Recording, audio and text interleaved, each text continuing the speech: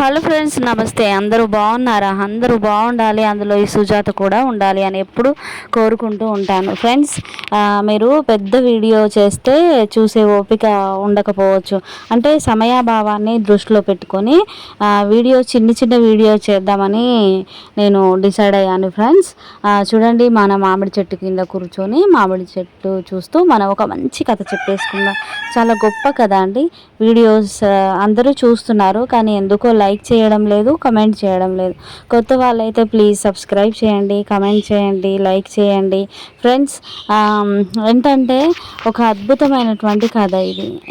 మీకు ఏమనిపించిన course madam అంత బాగాలేదు మీ స్టోరీ అన్నది కూడా చెప్పొచ్చు, నాకు పర్వాలేదు. మీరు కరెక్షన్ చేసుకోవాలి అది ఇదని చెప్పొచ్చు. చూడండి, ఒక అందమైన కోడి ఇంతక కుక్కరుకో అని మీకు వినిపించింది, ఇదే సౌండ్ చేసింది. మీకు అది లైవ్లో అరుస్తుంటే చూపిద్దామని ప్రయత్నం చేశాను, కానీ అది అరవలేదు.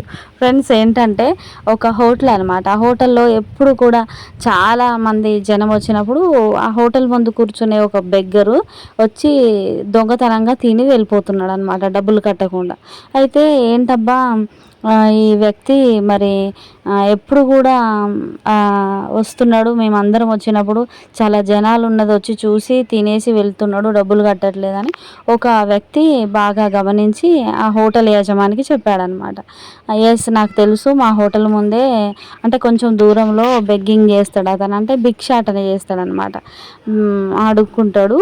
నాకు తెలుసు ఆయన డబ్బులు కట్టకుండా వెళ్తున్నాడని హోటల్ యజమాని చెప్తే, మరి నువ్వేమనవా, ఎందుకు అనవు అని అడిగితే ఆయన అంటాడు కదా, నాకు తెలుసు, కాకపోతే నీకు ఒకటి తెలుసా, ఆయన రోజు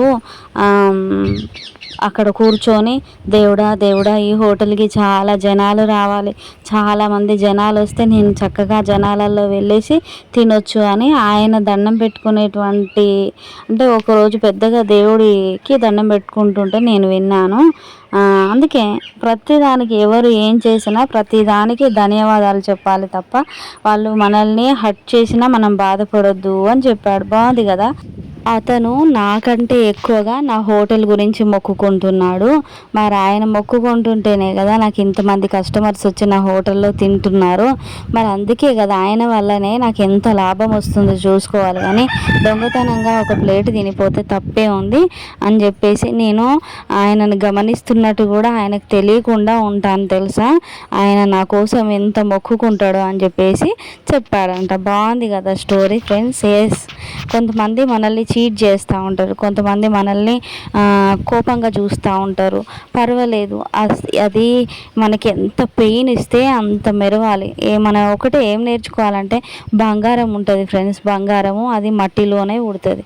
మట్టిలో పుట్టిన మాణిక్యం అంటారు కదా, అట్లా మట్టిలోనే పుట్టినటువంటి మాణిక్యము దాన్ని తీసి మెల్ల మెరవాలంటే సలసల కాగే నిప్పులలో వేస్తారనమాట. ఎవరు మనకి ఎంత పెయిన్ ఇచ్చినా మనం హర్ట్ అవ్వద్దు. ఇంకొకరు ఎవరైనా ఇప్పుడు ఈ బెగ్గర్ ఉన్నాడు, ఈయన చీట్ చేస్తూ ఉన్నాడు అని అనుకోవద్దు. ఇక చీట్ చేసే దాని వెనుక మనకే మంచి జరుగుతూ ఉంటుంది. పాజిటివ్గా తీసుకోండి ప్రతి ఒక్కటి కూడా, అప్పుడు అన్నీ మనకు మంచి జరుగుతాయి. ఓకేనా. థ్యాంక్స్ ఫర్ వాచింగ్ అండి. మీరందరూ లైక్ చేశారు, కొత్త వాళ్ళైతే సబ్స్క్రైబ్ చేస్తారు అని ఎక్స్పెక్ట్ చేస్తున్నా. Thanks for watching. Please like, subscribe, comment, share.